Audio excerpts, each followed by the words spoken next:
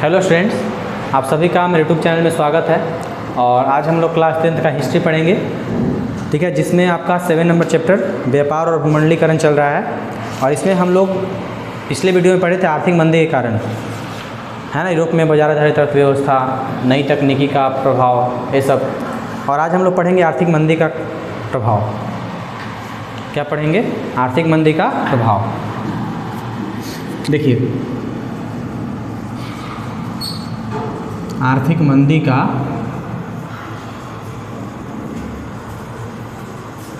प्रभाव, यानी कि पिछले वीडियो में हम आर्थिक मंदी तो समझे थे कि आर्थिक मंदी, आर्थिक संकट होता क्या है, आर्थिक मंदी का कारण क्या था। और इसमें हम लोग पढ़ेंगे आर्थिक मंदी का प्रभाव। देखिए, कहा जाता है कि आर्थिक मंदी का सबसे बुरा असर पड़ा अमेरिका पर पड़ा, है ना। मंदी के कारण कहा जाता है कि मंदी के कारण जब अमेरिकी बैंकें लोग कर्ज देना बंद कर दिया, है ना, और जो कर्ज दिया हुआ था उसका वसूली तेज कर दिया गया, यानी अमेरिका के बैंकों के द्वारा कर्ज देना बंद कर दिया गया। और जो कर्ज अमेरिका के बैंक दिया था लोगों को, उसका मतलब वसूली भी तेज कर दिया गया, है ना। लेकिन होता क्या है ना कि ये तो बैंक का कहानी है। दूसरी तरफ किसान, है ना, किसान भी अपने उपज नहीं बेच पाने के कारण बर्बाद हो गया, किसान का उपज बिका नहीं, है ना। कर्ज की कमी से, जब कर्ज की कमी होगा तो व्यापार ठप गया, है ना। और जो लोग बैंकों का कर्ज वापस नहीं चुकाए थे, उनका घर जब्त कर लिया गया, घर, टीवी, सामान, इस जितना जो होता है, कार, जरूरी चीज़ें कुर्की कर लिया गया, जब्त कर लिया गया, कारोबार ठप गए। और ये सब जब हुआ तो बेरोजगारी बढ़ने लगा और कर्ज की वसूली नहीं होने पे बैंक बर्बाद हो गए, है ना। जब कर्ज का वसूली नहीं हुआ तो बैंक क्या होने लगे? बर्बाद होने लगे। और कहा जाता है कि कई कंपनियां बंद हो गई, है ना। और 1933 से, मतलब अमेरिका में 1933 तक लगभग 4000 से ज़्यादा बैंक क्या हो गए? बंद हो गए। और लगभग 1,10,000 कंपनियां चौपट हो गई, यानी कि सब अमेरिका का कहानी है। अमेरिका में, है ना, 4000 से ज़्यादा बैंक बंद हो गए हैं, है ना। 1 लाख से ज़्यादा समझिए तो कंपनी चौपट हो गया, बंद हो गया, ठीक है। तो ये था प्रभाव अमेरिका में। अमेरिका में यही प्रभाव पड़ा, बैंक चौपट हो गए, बेरोजगारी बढ़ गया, गरीबी बढ़ा, कारोबार ठप गया हो गया, है ना। वसूली नहीं हो पाने के कारण बैंक बंद हो गए, कंपनियां ठप हो गई। अगर यही बात देखें हम जर्मनी और ब्रिटेन पे, तो ये लोग भी, मतलब जर्मनी और ब्रिटेन भी इससे प्रभावित हुए। फ्रांस अपने आप इस मंदी से इसलिए बचा पाया क्योंकि जर्मनी की से काफ़ी मात्रा में युद्ध हट जाना की राशि प्राप्त हो गया था। इस मंदी का असर नहीं पड़ा जिस पे वो, मतलब बहुत कम पड़ा, पड़ा ही नहीं कर सकते हैं फ्रांस, क्योंकि जब प्रथम विश्व युद्ध हुआ उस समय, तो प्रथम विश्व युद्ध में फ्रांस जो था जर्मनी से युद्ध का हट जाना काफ़ी ले चुका था। कोयला का सारनामा कोयला क्षेत्र था, कई अरब, मतलब कितना पाउंड, कई रुपया, बहुत ज़्यादा पैसा भी ले चुका था जर्मनी उससे। इसी कारण से है ना, फ्रांस पे इसका मंदी का असर क्या हुआ? बहुत कम पड़ा, है ना। लेकिन जर्मनी का स्थिति बहुत ख़राब रहा, ठीक है।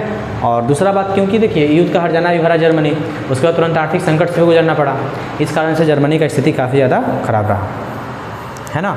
और हर जगह मुद्रा का, हर देश के मुद्रा का मांग धीरे धीरे गिरने लगता है, ठीक है। इसी वर्ष में अमेरिका को उसे भारी मात्रा में ऋण प्राप्त हुआ था, और जर्मनी को, है ना, अमेरिका द्वारा भारी ऋण प्राप्त हुआ।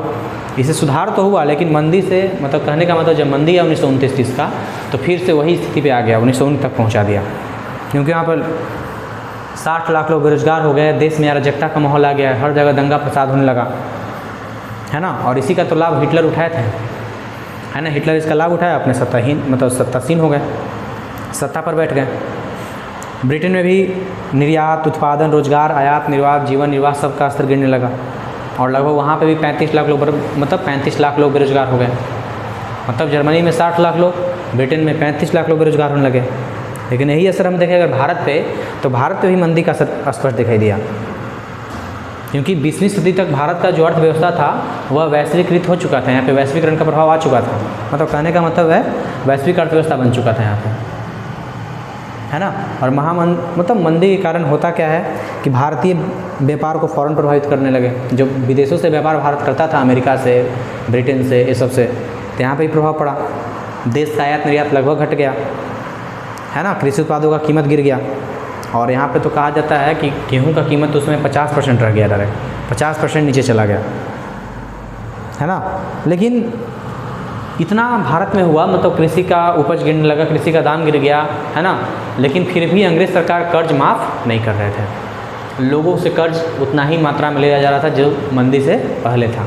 इसी कारण से आंदोलन ज़्यादा तेज हुआ, है ना। और इसी कारण तो सविनय अवज्ञा आंदोलन भी हुआ था। सविनय अवज्ञा आंदोलन का मुख्य मांग यही था, है ना। सविनय अवज्ञा आंदोलन कार्यक्रम इसी के दौरान मतलब इसी के संबंध में चलाया गया।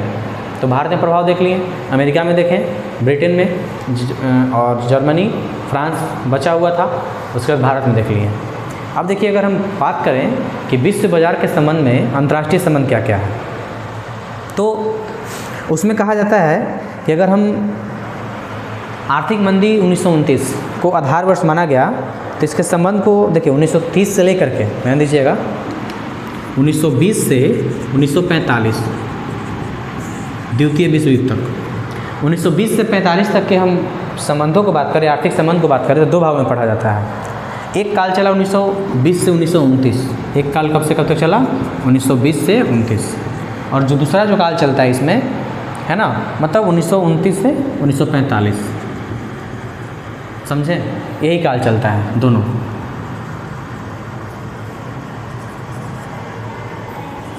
ठीक है, 1920 से 1945 के आर्थिक संबंधों को दो भागों में बांट के पढ़ा जाता है।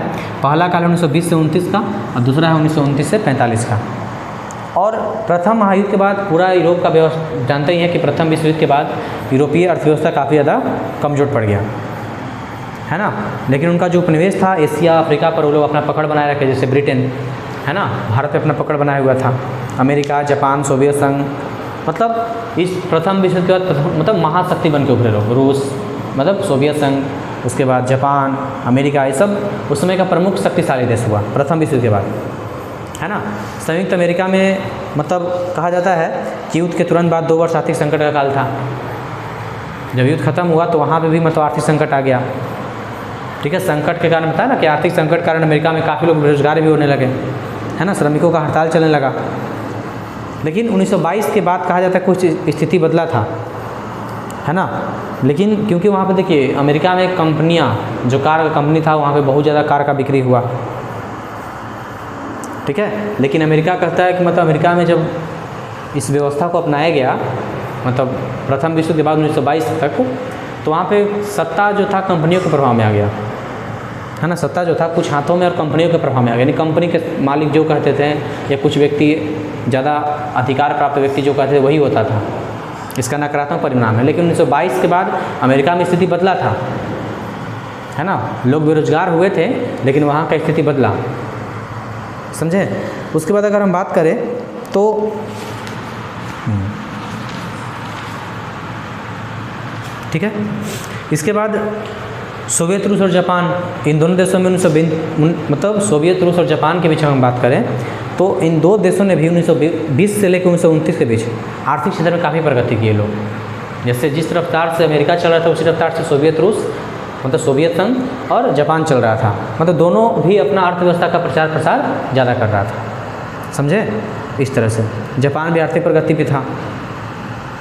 ठीक है, और भारत अन्य उपनिवेशी देश राष्ट्रीय मतलब भारत जैसे जितने भी देश उस समय जो गुलाम थे वहाँ पे राष्ट्रीय चेतना का प्रचार प्रसार हो रहा था, क्योंकि प्रथम विश्व युद्ध के बाद भारत जैसे अधिकतर देशों को जहाँ जहाँ अमेरिकी मतलब इंग्लैंड का उपनिवेश था उन सभी देशों को मतलब आर्थिक संकट का सामना करना पड़ा।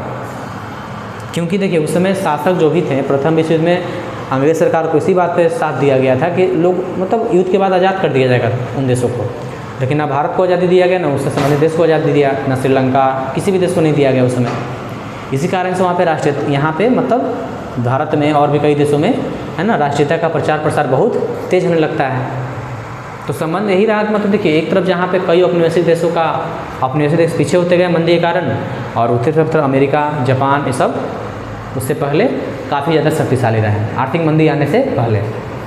ठीक है, इसी बीच में देखिए एक शब्द आता है संरक्षणवाद। क्या आता है? संरक्षणवाद।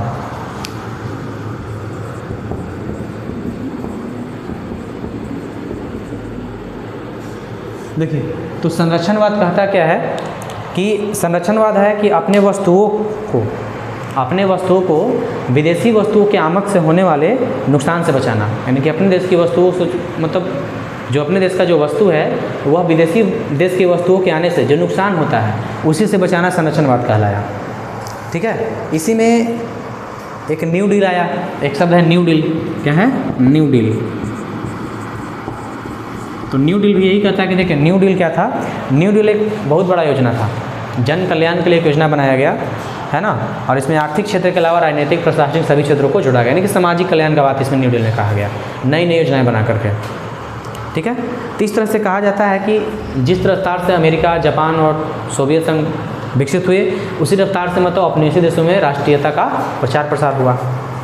और कहा जाता है कि देखिए 1929 के बाद है ना, मतलब जितने भी देश एक दूसरे से जुड़ रहे थे, आर्थिक संबंध बना रहे थे, उनका एक ही निर्णय था कि आर्थिक संकट के प्रभाव को कम करना, आर्थिक दुष्प्रभाव को कम करना, और इसी में न्यू डील आया था। न्यू डील यानी कि नई व्यवस्था इसको कहा गया। क्या कहा गया? नई व्यवस्था। और ये न्यू डील लेके आए थे कौन? अमेरिकी राष्ट्रपति है ना, उस समय के जो अमेरिकी राष्ट्रपति थे है ना, उनका नाम था फ्रैंकलिन डी रूजवेल्ट। 1932 1932 में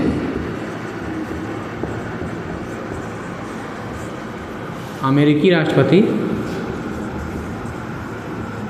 फ्रैंकलिन डी रूजवेल्ट के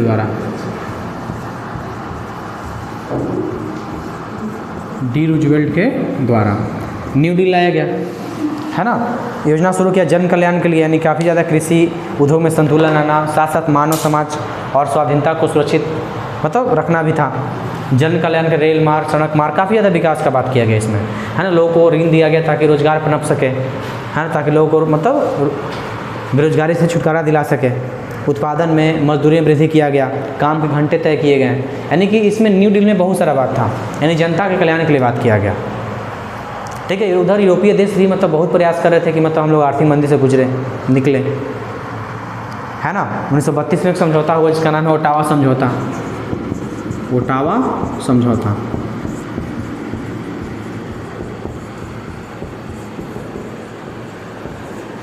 समझौता कब हुआ? 1932 में।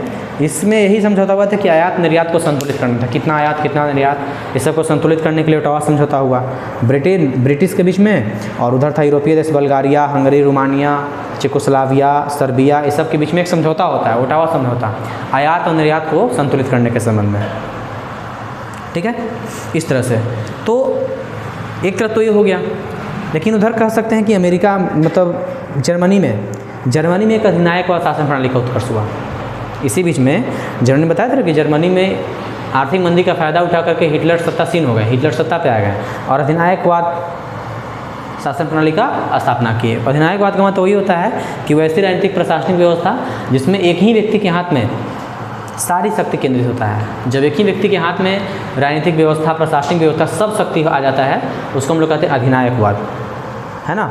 और मतलब एक तरह से वो व्यक्ति इस सभी परिस्थिति का लाभ उठा करके जनता के बीच नायक यानी कि नायक का छवि बना लेता है। ठीक है, यानी कि जो है सो वही है ना। इसी से अधिनायकवाद या इसको तानाशाही भी कह सकते हैं, इस सब व्यवस्था का उदय हुआ और कई देश इसमें आ गए, स्पेन, ऑस्ट्रिया, यूनान, बहुत सारे देशों में ये व्यवस्था चला। समझ गए?